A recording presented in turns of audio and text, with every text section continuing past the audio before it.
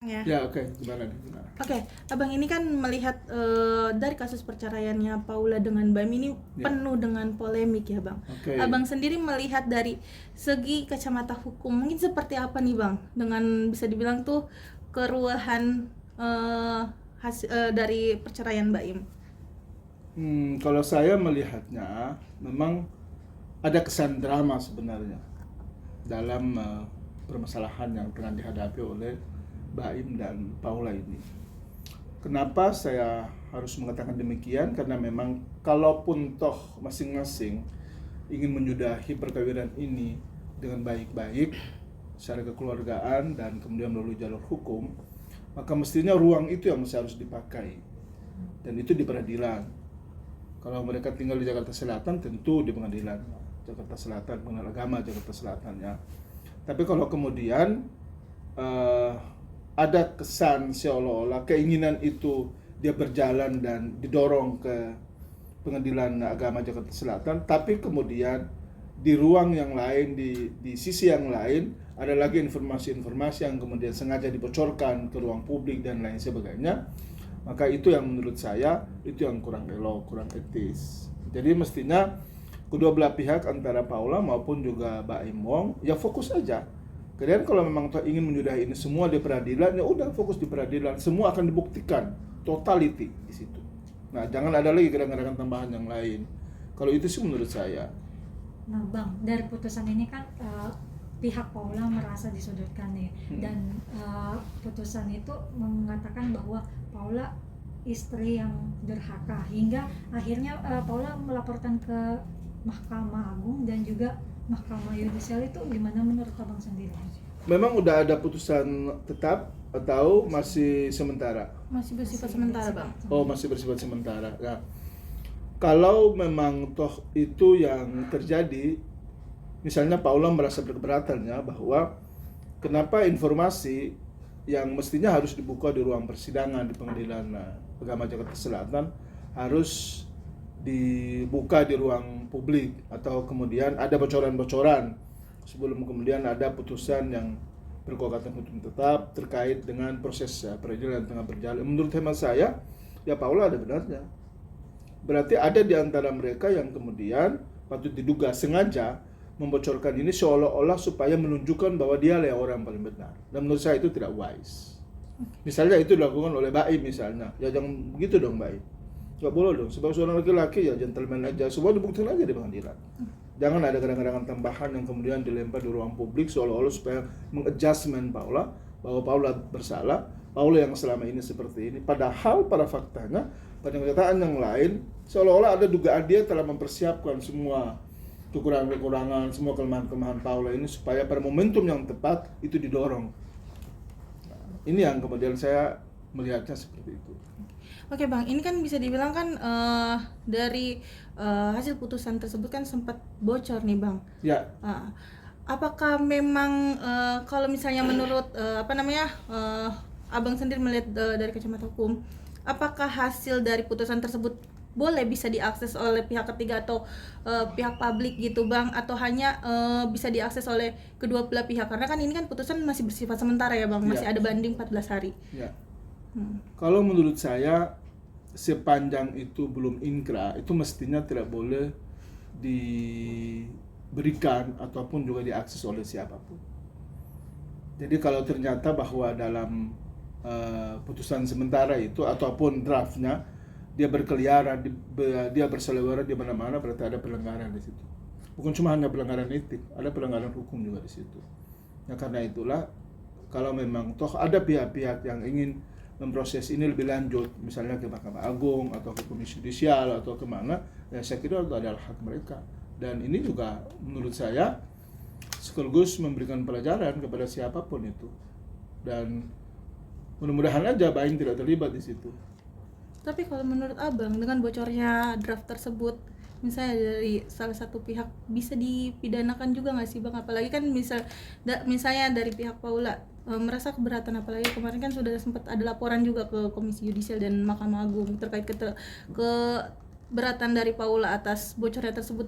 Bisa nggak sih, Bang, ini berunsur pidana juga, Bang? Karena kan bisa dibilang menyebarkan data pribadi. Ya sebenarnya begini, eh, setiap proses persidangan perceraian itu kan biasa tertutup dan semua itu keep silent, kecuali bahwa kemudian sudah ada putusan yang berkekuatan hukum tetap, dan kemudian karena undang-undang kehakiman juga memberi ruang kepada masyarakat untuk bisa mengakses berbagai informasi terkait dengan sebuah perkara yang memang sudah inkrah, maka itu it's okay, no problem di situ.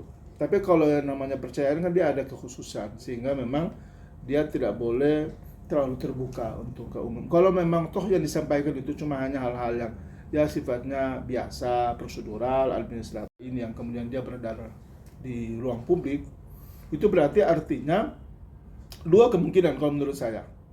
Yang pertama, memang Baim sengaja mempersiapkan ini dan mencoba mendelivery semua case by case ini dari waktu ke waktu, sehingga pada akhirnya dia menuduh bahwa Paula akibat daripada perceraian ini, sehingga dia cukup punya alasan untuk menggugat cerai Paula.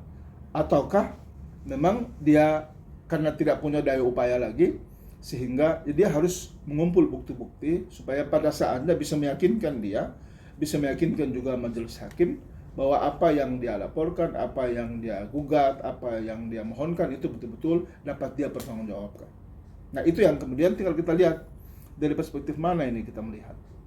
Apakah kemudian ya patut diduga Baim Wong dia telah menskenario-kan ini semua sehingga pada akhirnya berujung pada perceraian, ataukah ada motif lain di balik itu.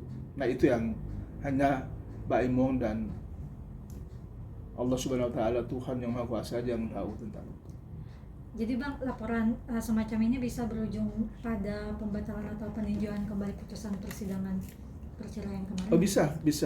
Sangat tergantung dari bagaimana keyakinan majelis hakim dalam kaitan dengan menelaah, mempelajari secara cermat semua informasi, semua data, semua bukti, semua keterangan-keterangan saksi dan lain sebagainya, sehingga pada akhirnya dia bisa memutuskan apakah dia mesti harus meneruskan, lalu kemudian amarnya ya mereka berpisah, divorce, ataukah memang ya apa yang tengah terjadi hari ini menjadi dasar untuk majelis hakim yang bisa punya keputusan yang lain selain daripada yang sudah ada sementara ini. Oke Bang, ini kan baru-baru ini Paula baru saja melaporkan ke Komnas Perempuan Bang atas tindak KDRT Ya. dan juga bisa dibilang tuh diskriminasi perempuan pada saat di persidangan. Ya. Itu yang dilaporkan Paula hari ini Bang. Kalau Abang sendiri Yang Paula lapor itu siapa? melaporkan dari pihak Baim. Oh, dari pihak Baim. Melaporkan untuk pihak Baim itu sih Bang. Kalau memang toh itu bisa dia buktikan, ya Baim bisa kena. Kalau memang itu bisa dia buktikan ya. Tapi kalau tidak, ya itu bisa juga timbulnya laporan palsu. Nah, itu bisa Paula juga kena. Tapi saya yakin lah, yang namanya perempuan, mudah-mudahan ya saya tidak salah, tentu tidak ceroboh dalam mengambil keputusan-keputusan seperti ini dalam kaitan dengan melaporkan dan lain sebagainya. Jadi kalau saya sih, ya mudah-mudahan apa yang dilakukan oleh Baim Wong hari ini yaitu bisa saja menjadi pembelajaran untuk kita semua, sekaligus juga ya bisa menjadi pembelajaran untuk yang bersangkutan bahwa hal-hal yang berkaitan dengan urusan drama-drama ya udahlah, cukup di sinetron aja lah, jangan di dunia nyata seperti ini. Oke, Bang, ini kan kok dengan adanya laporan Paula hari ini terkait KDRT tersebut, sebelumnya itu sempat juga dari pihak saksi ahli dari pakar telematika yang dihadirkan ke persidangan menyatakan bahwa ada salah satu bukti CCTV yang beliau analisis memang diindikasi adanya KDRT. Apakah hal tersebut salah satu menguatkan dari pelaporan Paula hari ini, Bang? Oh, bisa saja. Dan itu bisa menjadi trigger pintu masuk untuk Baim bisa ditahan di polisi. Kalau memang itu benar. Undang KDRT kita kan sekarang paling keras itu. Dia ya verbal aja, psikis aja itu udah berat. apalagi kalau sampai sudah masuk ke fisik segala macam ya. Tinggal bagaimana kemudian Paula meyakini akan laporan itu dan bisa mampu membuktikan, maka saya kira ini derita bagi Baim Wong nanti. Oke, Bang, mungkin kalau dari Abang sendiri melihatnya ini kan selama hasil putusan ini sudah keluar ya sementara, lebih banyak yang menyudutkan ke Paula, Bang, dari tuduhan perselingkuhan dan juga beberapa seperti tujuan penyakit yang sempat terblow up di hasil putusan tersebut, Bang. Ini kan bisa dibilang kan lebih ke menyudutkan Paula. Ini termasuk salah satu pembunuhan karakter untuk Paula sendiri nggak sih, Bang? itu pembunuhan karakter, termasuk juga menyerang privasi orang kan, apalagi terkait penyakit itu kan tidak boleh itu disampaikan ke ruang publik. Dokter aja boleh dia mengetahui tapi tidak boleh menyampaikan kepada siapapun, kecuali orang terdekatnya. Itu pun kalau dipandang perlu, kalau tidak nggak boleh. Kalau itu privasi itu. Kalau sampai itu yang kemudian dia berkembang di luar, patut kita duga yang perceraiannya adalah by skenario Baim Wong. Bang, Patut kita duga ya. Bang, ini kan beredar nih bukti-bukti. Kalau udah diketahui siapa yang beredar itu, tuntutannya buat yang beredar itu mungkin ancaman Ya, ada di undang-undang ITE itu. Wow, bahaya tuh. Itu bisa 6 tahun penjara itu.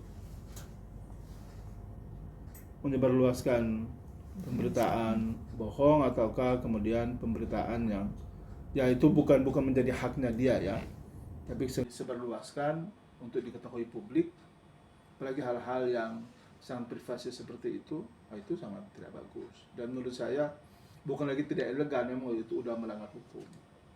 Dan kalau itu ya saya kira tamatlah Baim Wong. Kalau boleh tahu masuknya ke pasal berapa dan ancamannya, Bang? Kalau saya nggak salah itu di pasal 27 apa 28, udah lupa saya sih undang-undang ITE itu. Tapi ancaman hukuman itu kalau nggak salah 6 tahun. Untuk dendanya, Bang, biasanya kalau untuk Kalau nggak perkara salah itu tersebut? sekitar kurang lebih 100 jutaan kalau nggak salah.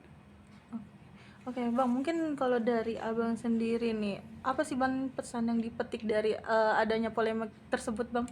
Kalau saya melihatnya sepertinya ada ketidakjujuran yang dibangun di antara kedua belah pihak, bahwa mungkin saja di antara salah satu pihak itu ada kesalahan, yes. Tapi kalau sepanjang itu bisa dimaafkan, bisa ditolerir, maka ya bisalah kemudian ini diselamatkan rumah tangga ini. Tapi kalau memang ternyata ada skenario lain yang sengaja dibangun dan dibuat rapi, dia runut sedemikian rupa sehingga bisa kemudian di ujungnya itu terbuka secara kasat mata, telanjang mata bahwa kesalahan itu sengaja ditimpa kepada seseorang, maka sebetulnya itu yang tidak wise, itu yang tidak bagus, tidak gentle kalau menurut saya. Ya kalau memang toh sudah tidak cocok lagi dengan berbagai alasan-alasan yang memang tidak bisa dipertahankan, ya udah sudahi. Tapi jangan juga ada skenario seperti ini lah, itu sangat tidak bagus menurut saya. Dan itu menurut saya itu penjahat. Bang, kan Paula juga melaporkan pengadilan agama, benar? Apa yang dilakukan kalau memang itu benar, itu kan memang soal etik sebenarnya itu. Karena ada sesuatu yang mesti harus menjadi rahasia, tapi kemudian dibuka di ruang publik. Biasanya kalau itu yang terjadi, maka ada sanksi biasanya itu dari institusi terkait. Biasanya nanti KY merekomendasikan kepada Mahkamah Agung untuk yang bersangkutan ya dipindahkan atau dinonjolkan atau di apa dan sebagainya. Ya itu biasa terjadi kalau demikian adanya.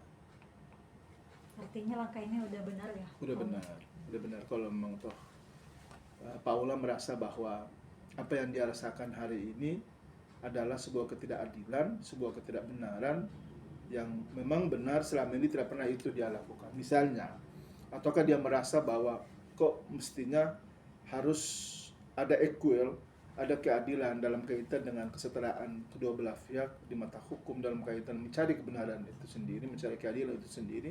Tapi kalau di awal-awal kemudian seolah-olah sudah muncul opini bahwa terkesan Paula yang disudutkan, Paula yang disalahkan, Paula yang selama ini begini, ya berarti wajar lah kalau memang dia melaporkan itu, dan tidak ada salahnya Paula di situ.